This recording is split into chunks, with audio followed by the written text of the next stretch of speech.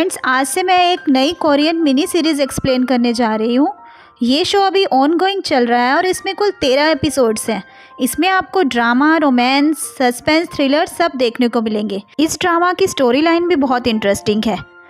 तो बिना किसी देरी के चलिए एक्सप्लेनेशन स्टार्ट करते हैं। कहानी की शुरुआत में हम अपनी कहानी की मेन लीड को देखते हैं, जिसका नाम कुए जिन है। ये अपने लैपटॉप पे कुछ कर रही होती है, तभी उसकी मॉम दरवाज़ा नॉक करती हैं और अंदर आने लगती हैं। वो घबराकर जल्दी से दरवाज़ा बंद कर देती है। उसकी मॉम उससे यहाँ पूछ रही है कि एजिन, तुम्हारे पास इतने सारे पैकेजेस कहाँ से आ रहे हैं? कौन इनके लिए पे कर रहा है? यहाँ हमें ये पता चलता है कि एजिन को उसके स्कूल में सब उसके लुक्स के लिए बुली करते हैं। खास तौर पर एक लड़की जिसका नाम यांगहैन है, वो उसे हद से ज़्यादा परेशान करती है। पर दूसरी तरफ हम ये भी देखते हैं कि एजिन स्कूल के बाद एक अलग ही दुनिया में रहती है। उसका सोशल मीडिया पे एक अकाउंट है जिसमें वो अपनी मेकअप और एडिटेड फिल्टर्स वाले पिक्स डालती रहती है, और इस अकाउंट में इसका नाम जीनी है और उसके 7.7 मिलियन फॉलोअर्स भी हैं। और उसके पास इन सब के लिए जो भी ब्रांडेड प्रोडक्ट्स, कपड़े आते हैं, वो सब स्पॉन्सर्स की तरफ से होते हैं, जिनके लिए वो प्रोडक्ट रिव्यू करती है। स्कूल में तो उसे कोई नहीं पूछता, पर इस अकाउंट पे जीनी के फॉलोअर्स उसके लुक्स के दीवाने हैं और वो एक सोशल मीडिया स्टार है। वो लोग उसकी पोस्ट्स की वेट करते रहते हैं। और यहीं पर उसकी एक बेस्ट फ्रेंड भी बन गई है, जिसके साथ वो अपने दिल की सारी बातें शेयर करती है। पर वो फ्रेंड भी उसे जीनी के तौर पे ही जानती है, वो एजिन को नहीं जानती। अगले दिन क्लास में एजिन अपनी पिक्स पे आते लाइक्स देखकर खुश हो रही होती है। तभी यांगहैन और उसकी फ्रेंड वहाँ आ जाती हैं और एजिन के हाथ में ब्रांडेड ब्रेसलेट देखकर उतरवा लेती हैं। वो जब एजिन से पूछती है कि मेरे हाथ में कैसा लग रहा है, तो एजिन यांगहैन को वो ब्रेसलेट रखने के लिए कह देती है। वो ऐसा यहाँ इसलिए कर रही है कि शायद अब ये कुछ दिन मुझे बुली ना करे। अब यांगहैन अपने नए ब्रेसलेट की पिक एजिन को सेंड करती है और यहाँ हमें ये पता चल जाता है कि यांगहैन और कोई नहीं है बल्कि एजिन की वही बेस्ट फ्रेंड है जो जीनी के रूप में उसे फॉलो करती है। एजिन यांगहैन का वो मैसेज देख रही होती है, तभी जिनसुंग वहाँ आ जाता है। जिनसुंग और एजिन दोनों ही स्कूल में नए ट्रांसफ़र स्टूडेंट हैं और वो दोनों ही, क्योंकि वो किसी से ज़्यादा बात नहीं करते, तो यहाँ रूफटॉप पे आकर साथ में लंच करते हैं। यहाँ एजिन ये सोच रही होती है कि ये कितना कूल है और मैं कितनी बड़ी लूज़र हूँ, हम दोनों कितने डिफरेंट हैं। तभी जिनसुंग उसके लुक्स की तारीफ़ करता है और कहता है कि वो अपने क्लास में सबसे प्रिटी है।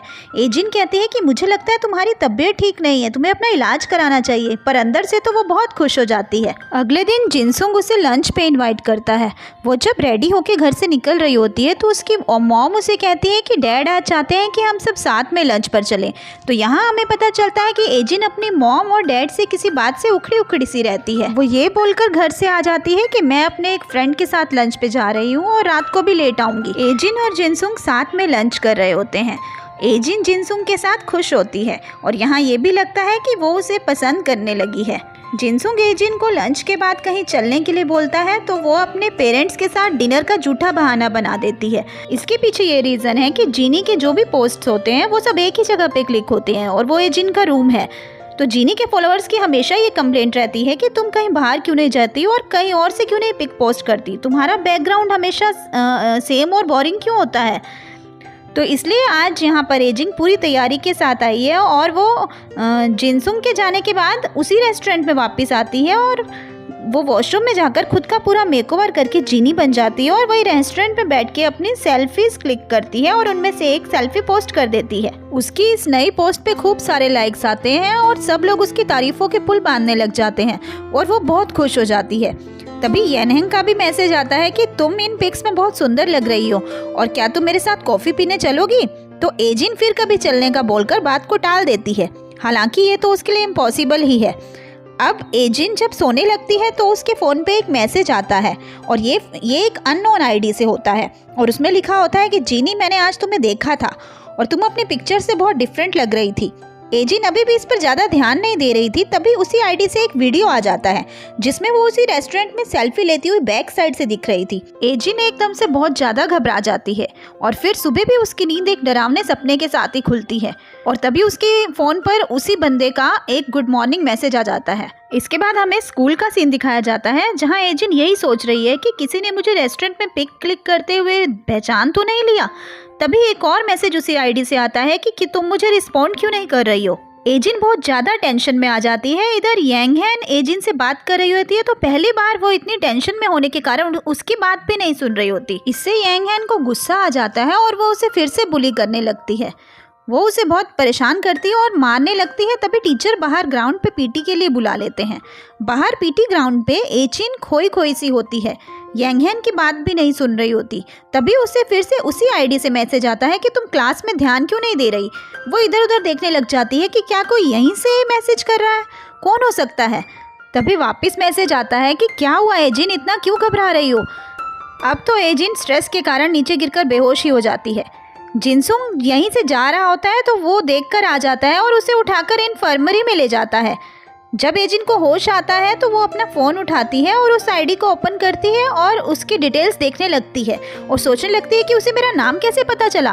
तभी जिनसुंग वहाँ आता है और वो उसका हाल पूछता है। वो कहता है कि मुझे तुम्हारी बहुत चिंता हो गई थी और मैं तुम्हारे पेरेंट्स को फ़ोन करने वाला था पर तुम्हारा फ़ोन लॉक था। वो उसका फ़ोन उठा के उससे पासवर्ड पूछता है तो वो जल्दी से फ़ोन उसके हाथ से छीन लेती है और बोलती है नहीं, इसकी कोई ज़रूरत नहीं है, मैं ठीक हूँ।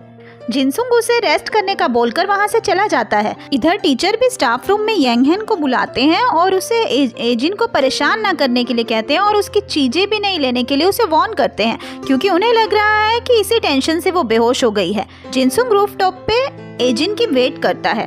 जब एजिन लंच में सिर्फ एक ब्रेड लेके आती है तो वो उससे वो ब्रेड ले लेता है और उसे अपना लंच दे देता है क्योंकि एजिन अभी थोड़ी देर पहले ही बेहोश हो गई थी और उसे अच्छे खाने की जरूरत है। खाना खाते हुए एजिन ये सोचने लगती है कि जिनसुंग को जब मेरी सच्चाई पता चलेगी तो वो मेरे बारे में क्या सोचेगा। वो ये इमेजिन भी करने लगती है कि जिनसुंग उसे बोल रहा है कि तुम कैसी इंसान हो और ऐसा कैसे कर सकती हो, तुम मुझसे अब कभी बात मत करना। वो अपने क्लास के स्टूडेंट्स के बारे में भी सोचने लगती है कि वो सब कैसा रिस्पॉन्स करेंगे और मेरा कितना मजाक उड़ाएंगे। ये सब सोचकर वो फिर से स्ट्रेस्ड हो जाती है। जिनसुंग को खाने के लिए थैंक्स बोलकर वो वहाँ से चली जाती है। क्लास में यांग हैन उसे एक पेपर बॉल पे सॉरी लिखकर उसकी तरफ फेंकती है। वो ऐसा इसलिए कर रही है क्योंकि उसको टीचर ने एजिन से माफ़ी मांगने को बोला है। इवनिंग क्लास के बाद जब एजिन घर जा रही होती है तो जिनसुंग उसे उसके घर तक छोड़ने के लिए कहता है। जिनसुंग का घर अपोजिट डायरेक्शन में पड़ता है, फिर भी वो उसे छोड़ने के लिए आना चाहता है। ये सोचकर एजिन खुश हो जाती है। वो लोग एक गार्डन बेंच में बैठे होते हैं तो जिनसुंग उसे मिल्क टी ऑफर करता है जो वो अक्सर पिया करता है क्योंकि उसे कॉफ़ी या कोल्ड ड्रिंक पसंद नहीं है। एजिन को भी मिल्क टी का टेस्ट अच्छा लगता है। जिनसुंग एजिन को कहता है कि मुझे तुम्हारी ये बात अच्छी लगती है कि तुम जो दिल में होता है वो एक्सप्रेस कर देती हो। मैं तुम्हारी सब बातों पे भरोसा कर सकता हूँ।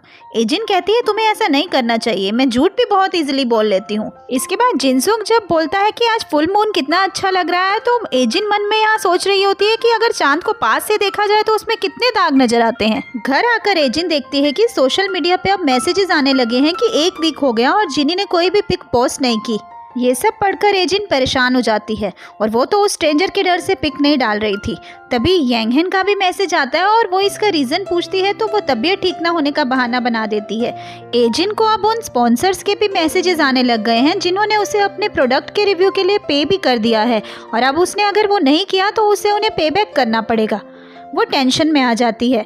अगले दिन क्लास में वो फिर से यांग हैन और उसकी फ्रेंड को अपनी टेंशन में इग्नोर कर रही होती है तो यांग हैन की फ्रेंड उसके हाथ से फ़ोन छीन लेती है तो एजिन घबरा कर अपना फ़ोन लेने के लिए उसके हाथ में काट देती है। एजिन का फ़ोन जब उसके हाथ में आता है तो उसे फिर उसी अननोन आईडी से मैसेज आता है कि तुम मुझे इग्नोर क्यों कर रही हो, मुझे आंसर करो।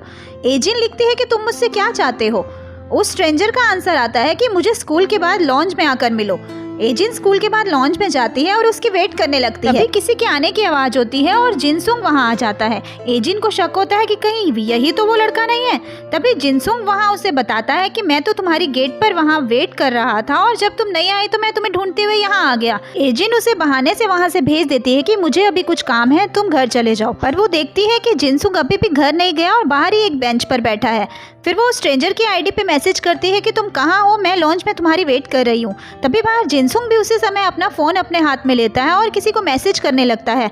यहाँ एजिन को उसी पर शक होने लगता है कि कहीं अननोन आईडी वाला बंदा जिनसुंग ही तो नहीं है। तो इस सीरीज़ का फर्स्ट पार्ट यहीं पे ख़त्म हो जाता है। तो फिर आगे की कहानी के साथ फिर से मिलते हैं। Bye bye, thanks for watching.